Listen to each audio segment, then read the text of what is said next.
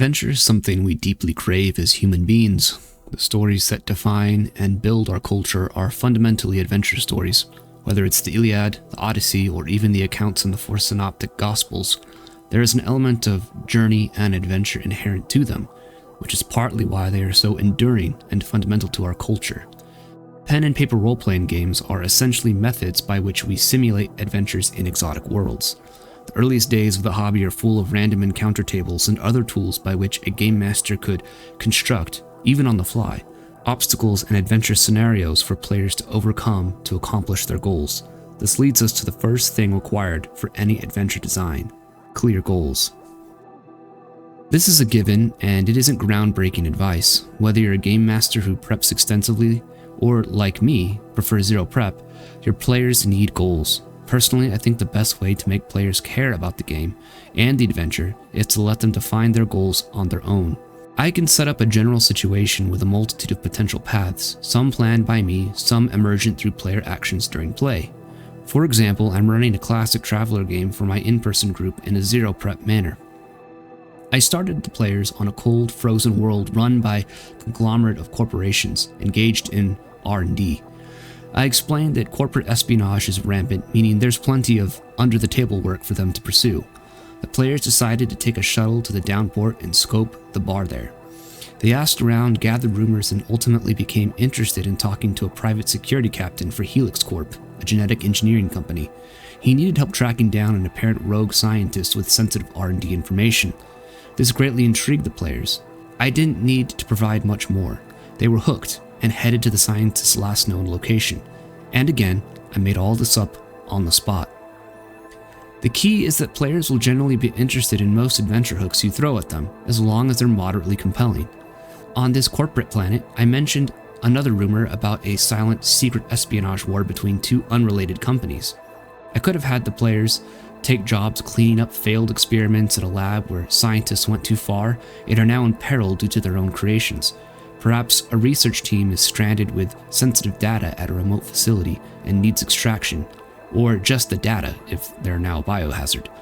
Maybe an upstart company is struggling to survive the cutthroat corporate environment, and the players can join as valuable assets at the ground level. It doesn't matter what the hook is.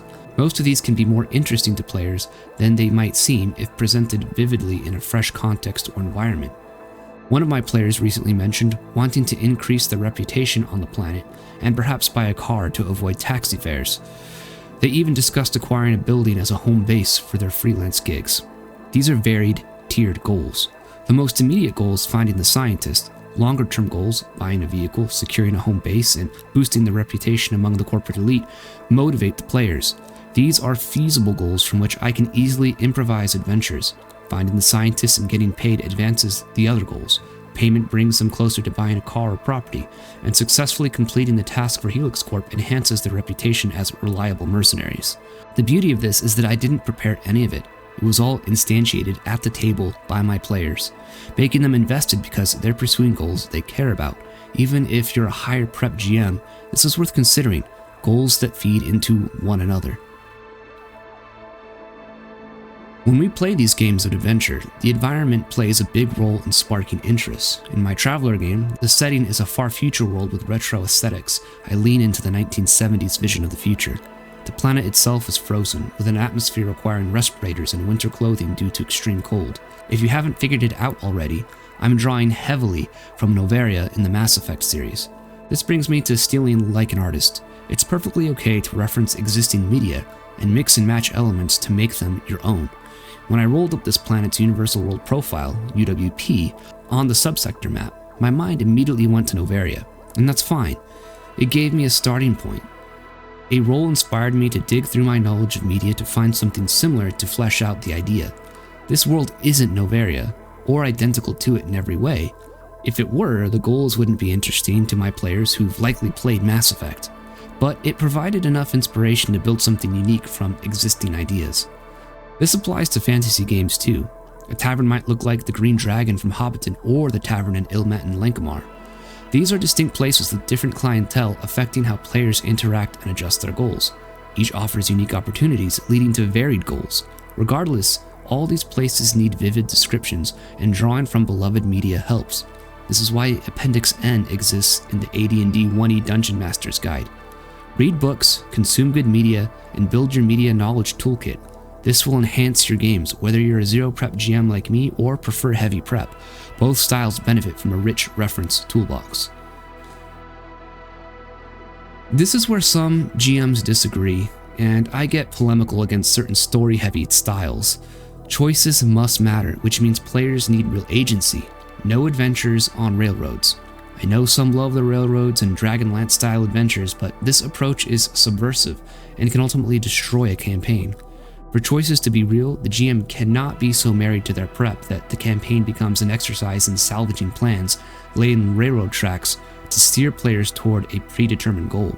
If you need the players to go east and they go west, let them go east and pursue what interests them for the sake of the campaign's longevity.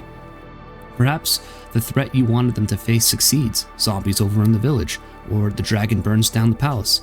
Be okay with that, and figure out what happens in the east as a result. These events might affect the player's adventure in the west. Alternatively, another group of adventurers could resolve the problem, becoming rivals to the player characters. Choices have consequences in real life, and to make adventuring feel authentic, we need to simulate that in our game worlds. Choices don't have to be grand. Even simple decisions can reshape a campaign. Choosing to continue a dungeon delve instead of returning to the surface might mean the party survives, or half are slain by ghouls in the next room. That seemingly minor choice, pressing deeper into the darkness or retreating, can change the campaign's dynamics. It's what simulates the risk of adventure. This leads to understanding one important aspect of this piece of advice. Stop caring about balance. Bilbo said, "You never know what will happen when you go outside your door." Balance is not given in the world, and especially in adventure. What makes an NPC memorable? Is it your voice acting skills as a GM? No. You can simply describe an NPC's words and actions without voice acting, and players will still be hooked. In my Traveler game, the private security captain from Helix Corp was just a guy named Jack. But I draw from tropes, friends, movies, and other sources to describe appearances. Jack has a bionic eye that's unsettling, its mechanical pupil constantly shifting analytically. He wears all black clothing with a Kevlar plate carrier, smokes a cigar, and drinks his whiskey straight. He's gruff and no nonsense. My players found him interesting based on these simple descriptions. We don't need to be theater kids role-playing 2-hour shopping scenes, but we can add unique descriptive details to our NPCs to make them stand out. And no, this doesn't require voice acting talent. Anyone expecting that should join their local improv theater group instead of playing RPGs. So there you have it. Adventure design boils down to hooking your players, giving them goals they care about, throwing them into vivid worlds, and letting their choices matter, and spicing things up with NPCs who stick in their heads. Whether you're a zero prep GM like me, riffing off player ideas, or a random UWP role, you've got a binder full of maps and lore. The heart of a great TTRPG adventure is the same. It's about sparking that sense of wonder and risk that makes us crave stories in the first place. Trust your players to surprise you, steal inspiration from the media you love, and don't be afraid to let the dice or a wild player choice derail your plans. So that's going to do it for this video, guys. Thank you for watching. I hope you found this advice interesting, encouraging, and if you want to support my channel, please like, subscribe, share the video. Check out thebasicexpert.com for zines and apparel, and if you want to support monetarily, you can right here on YouTube or on my Patreon or on my Guilded server. Links are all below. Thanks for watching, guys. I'll catch you guys in the next one. Peace out.